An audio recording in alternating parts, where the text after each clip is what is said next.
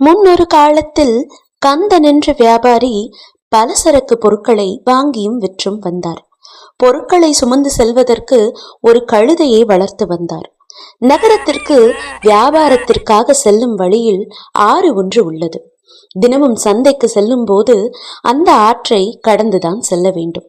அந்த ஆற்றில்தான் கழுதையையும் குளிக்க வைப்பார்.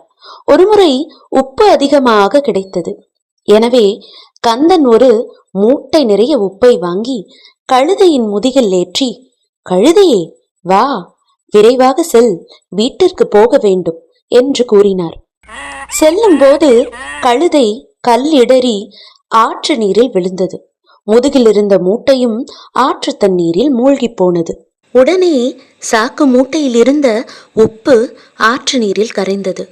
கழுதை மீள எழுந்த போது முதுகிலுள்ள மூட்டையின் சுமை கணிசமாக குறைந்துள்ளதை கழுதை உணர்ந்தது. மறுநாளும் கந்தன் வியாபாரத்திற்காக உப்பு மூட்டையை வாங்கி கழுதை மேல் ஏற்றி சென்றான்.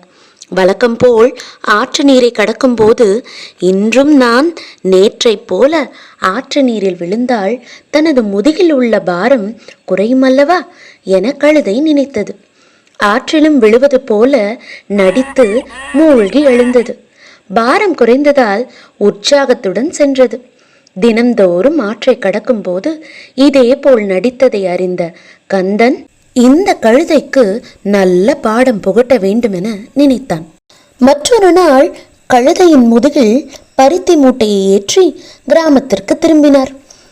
ஆற்றை நெருங்கிய போது கழுதை நினைத்தது, என்ன ஒரு இரக்கம் இந்த வியாபாரிக்கு! இன்று குறைவான பாரத்தையே என் முதுகில் ஏற்றி உள்ளார். மேலும் இதை ஆற்று நீரில் மூழ்கி நினைத்தால் பாரம் குறையும் என நினைத்து ஆற்று நீரில் மூழ்கியது.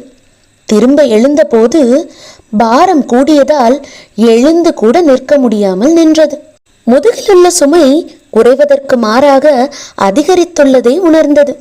தனது பொய்யான நடத்தையை நினைத்து கழுதை வருந்தியது. இந்த நிகழ்ச்சிக்கு பிறகு தன் தவறை உணர்ந்த கழுதை சுமையை ஏற்றி செல்வதற்கு வருந்தவே இல்லை. இதிலிருந்து நாம் தெரிந்து கொள்ளவிருப்பது என்னவென்றால், உண்மையான உழைப்பே உயர்வு தரும்.